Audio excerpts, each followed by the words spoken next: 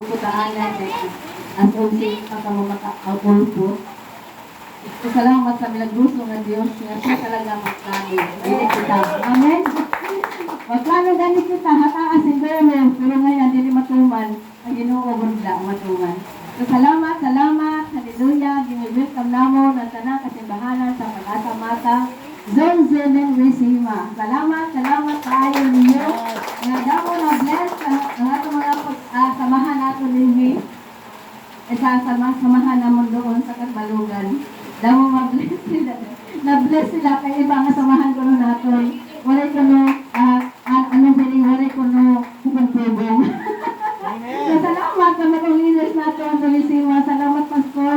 Please niya ikaw padayon bumala sa kadausa mga pastors nga imo matamanon dako ini nga buhaton maarap ako ang Dios papod nimo. Salamat sa tanang pastor sa diana. Salamat sa iyong kinabuhi nakakadiyot ka mo. Hallelujah. Last year wala din matuman kay baha iton. Yan na natuman uran. Salamat sa Ginoo kay nakabaktas ka mo Hernandez la kay kung sa doon pili ka mga baktas mga 2 hours daw mapagbaktas. Layo ang pili kay Kantagit pa yun Kantagit pa. So salamat nga Hernandez lang ka mo. Mga almost 1 hour lang ang paglakas sa kabin. So salamat tayo na kadalasan ka mo pagbiyahe basta wala ganit tubig Hernandez sa gawin ko. Kaya dito lang ko tubig ang tubig. Basta dito hindi ganit maturi na. So salamat nga kawan maliwat ang kumagana na.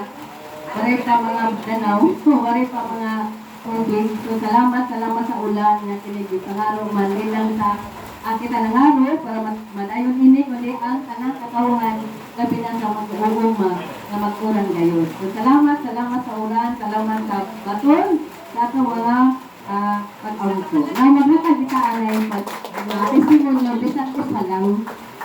Kami naman ang dalaygon kayo ng pastor na maghatag sa kaupay kayo sa Ginoo ba? Ipasilundan na kong Ginoo yan ang ato. Bisan, kusa o duha lang ka pastor.